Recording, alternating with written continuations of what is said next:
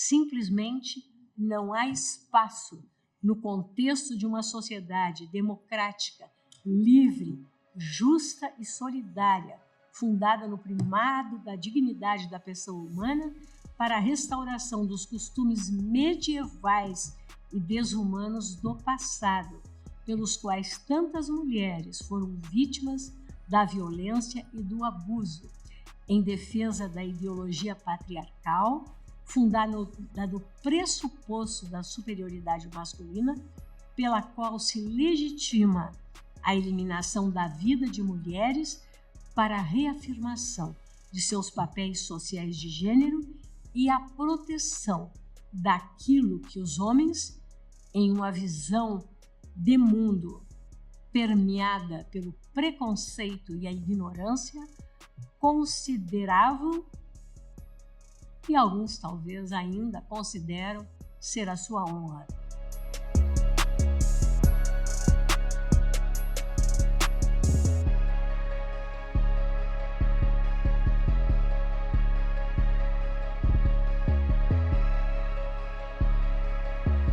Eu acho que vale, inclusive, e eu acredito que em algum momento, de ter algum movimento nesse sentido, sabe? De alguma homenagem, sabe? De algum movimento, pode vir do cenário político, pode vir do cenário jurídico ou social, de enaltecer a vida dessas mulheres, porque essas mulheres tiveram suas vidas ceifadas pelo simples fato de serem mulheres, né?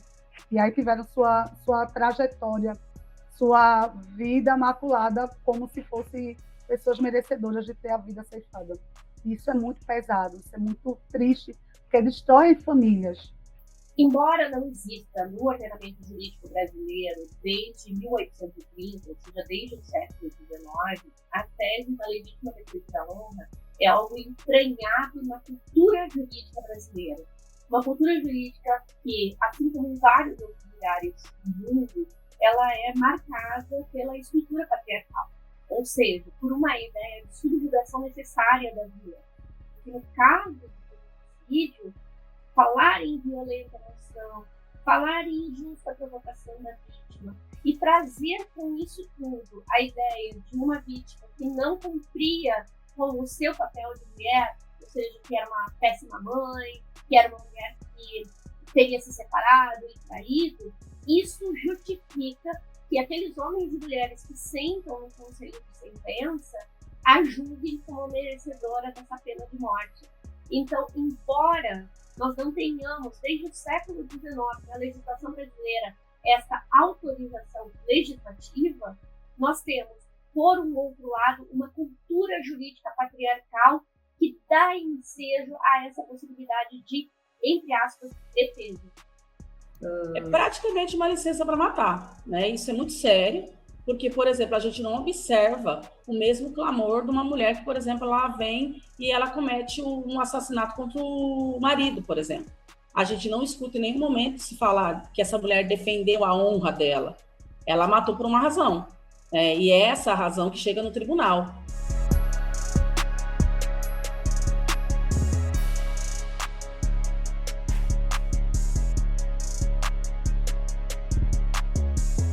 Hoje, é preciso que isto seja extirpado inteiramente, como eu disse, acho que mais do que uma questão de constitucionalidade, que tem na base exatamente a dignidade humana, como foi aqui sustentado, como fundamento dos votos até agora exarados, mas que nós estamos falando de dignidade humana no sentido próprio, subjetivo e concreto, de uma sociedade que ainda hoje é machista, sexista, misógina, e mata mulheres apenas porque elas querem ser o que elas são, mulheres, donas de sua vida.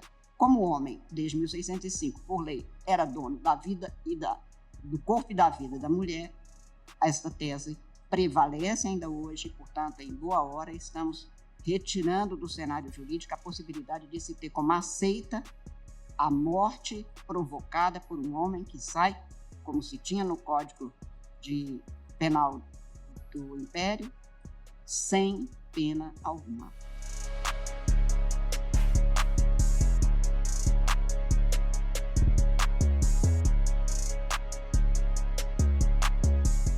Bem, nós convivemos num país onde ele é pautado, né, em alguns critérios, né, em algumas crenças. Entre elas, é essa questão cultural, né, do machismo. Né? Então, o machismo está nessa base de construção da nossa sociedade. E aí, essa questão da legítima da honra sempre foi pautado como tese para justificar, né, você cometer um crime contra uma mulher pelo simples fato dela ser mulher, pelo simples fato de você sentir e dizer que tem a sua honra abalada. Ou seja, é colocado no nosso sistema de país de que nós, mulheres, não somos dignas de direitos, de acessos. E a partir do momento inclusive, a gente não tem direito à nossa própria vida, que é um bem tutelado e garantido pela Constituição. O que nós temos aí é uma ideia de honra construída a partir do domínio sobre o corpo feminino. Porque, veja, tudo o que se constrói ao redor dessa honra masculina é de que ele tem o domínio, o controle, em última instância, o poder de vida e morte sobre o corpo de uma mulher, sobre os desejos dessa mulher, sobre as vontades dessa mulher, sobre o desejo, e quando falamos de desejos e vontades, nós estamos falando de projetos de vida.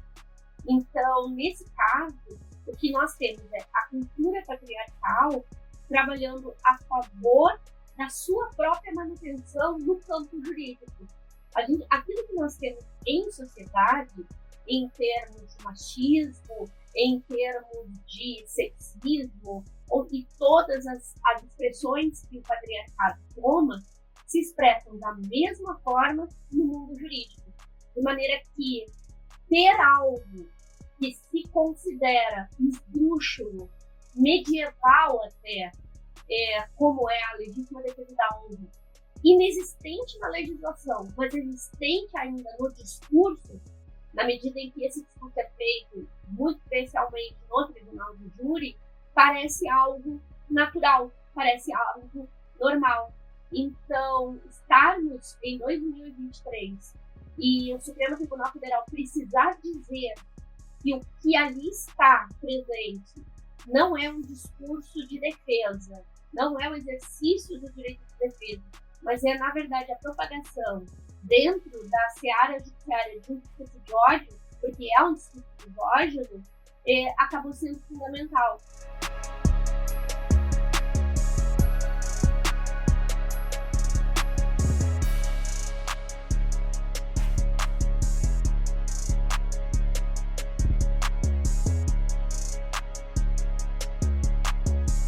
A gente sabe que o amor não se senta no banco dos réus. Então, quando a gente fala de questões relacionadas a assassinatos de mulheres, o que a gente percebe é que a legislação é uma legislação feita por homens.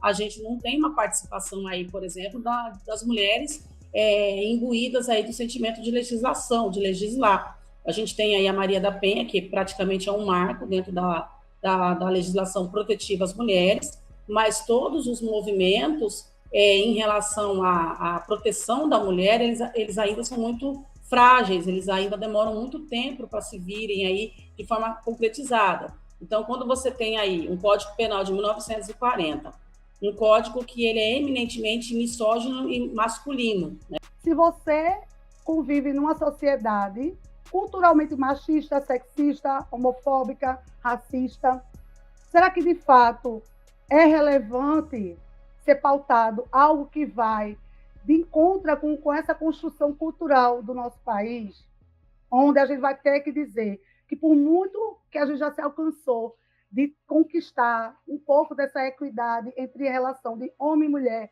no âmbito do trabalho, né, no âmbito de acesso a algumas situações, como, por exemplo, de ter o direito de ir e vir, de poder trabalhar fora, de pleitear salários iguais. Até que ponto isso é relevante, muitas vezes? Então, assim, veja que aconteceu um fato em 1976, que é o que a gente tem registrado, porque a gente sabe que há muita subnotificação. Contudo, de 76 para agora, 2023, são 47 anos. Então, após 47 anos, né, após provocações de movimento social, né, de organizações, de próprias políticos que estão comprometidos com essa seara. Você vê em junho uma movimentação no STF para pautar essa barração, né, de dizer assim, ó, a partir de agora, essa tese ela está fadada, né, porque dentro dessa conjuntura do que a gente vive hoje, ela não tem como se sustentar. Bem, na prática, o que nós temos agora é uma proibição, ou seja, uma interdição de um discurso, de qualquer discurso, melhor dizendo, que venha nos autos de inquéritos policiais, até mesmo o plenário do Tribunal do Júri, e que faça alusão à tese da legítima defesa da honra. É importante entender que não é necessário que alguém se valha, que a defesa se valha da tese da legítima defesa da honra em termos explícitos.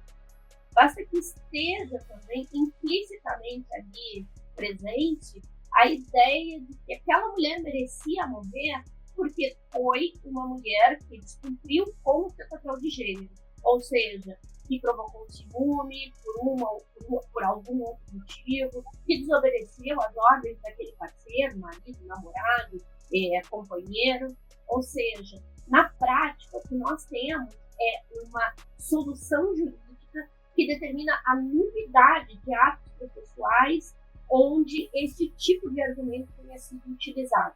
Então, ele tem resultados práticos que vão de decisões que podem ser tomadas a partir do momento que essa tese seja utilizada, que essa argumentação seja utilizada, mas ele tem efeitos práticos também na sociedade que nos faz pensar e no mundo jurídico, aí sim, de formação do próprio pensamento jurídico, para a modificação dessa cultura que é uma cultura misógina, que é uma cultura de ódio.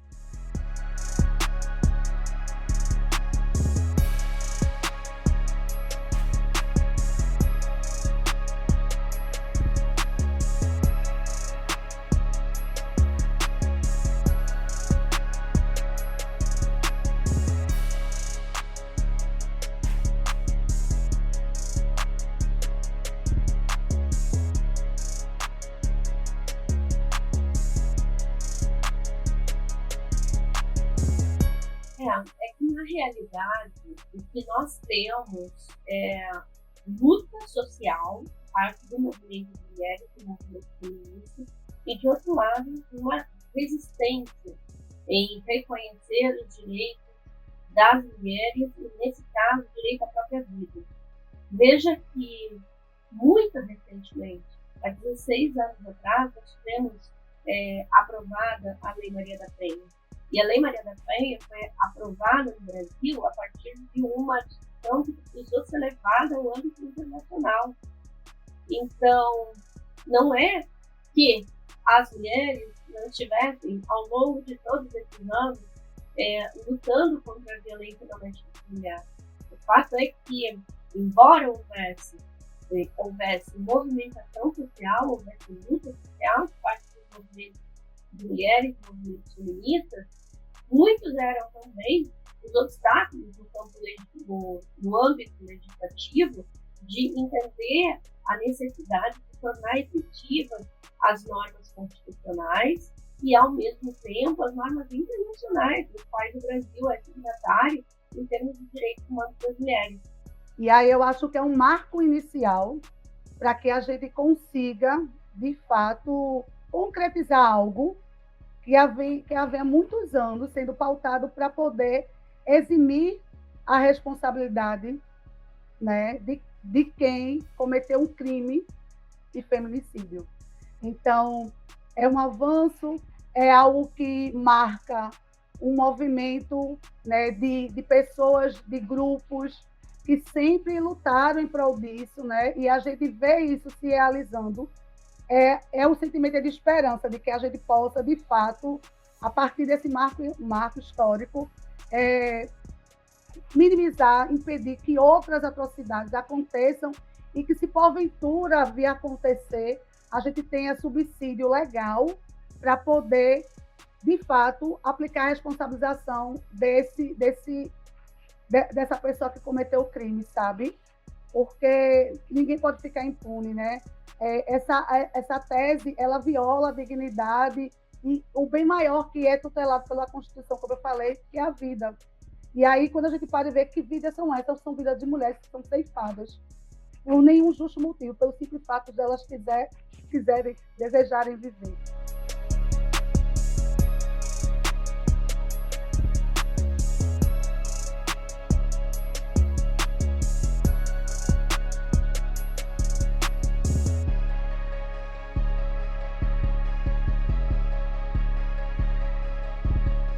Essas mulheres têm a sua memória maculada, né?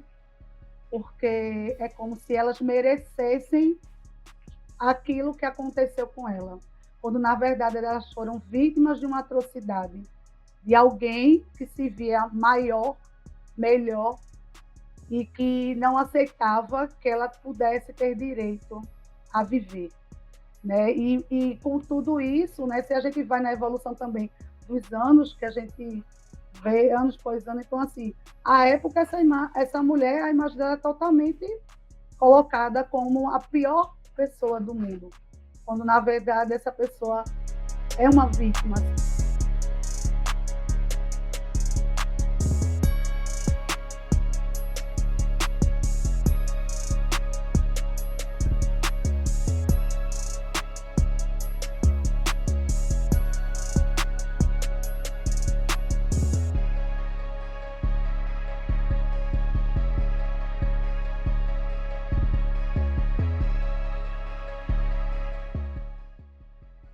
Porque a partir do momento que você tem um espaço onde vários olhares estão presentes, a diversidade, porque se a gente parar e olhar para o sistema de justiça hoje, ele começa a sofrer algumas modificações, mas há muito tempo ele não representa o povo, porque quem está lá no poder para decidir são pessoas privilegiadas que nunca vivenciaram determinadas situações que a população brasileira vivencia todos os seus dias.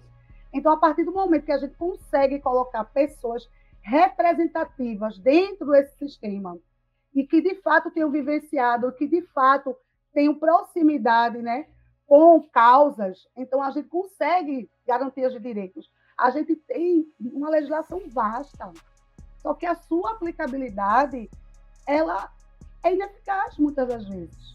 Se nós tivéssemos condições paritárias de exercício do poder, ou seja, que nós fôssemos igualmente representados no Poder Judiciário, no Poder Legislativo, no Poder Executivo e em todos os demais lugares da sociedade, talvez dificilmente nós estaríamos discutindo aqui exatamente o ponto de início do nosso diálogo, que é a cultura patriarcal. Ou seja, a gente vai superar a cultura patriarcal na medida em que nós tivermos paridade, em que nós tivermos efetivada a igualdade entre os gêneros que está prevista no texto da Constituição. Então, a consequência lógica de termos maior participação das mulheres na política, no judiciário, nos cargos de comando, nos mais diversos âmbitos do poder executivo e na sociedade como um todo, vai ser uma sociedade de maior respeito à dignidade humana de todos, e vai ser uma sociedade onde talvez muito menos nós precisemos discutir temas como esse, inclusive no âmbito do judiciário.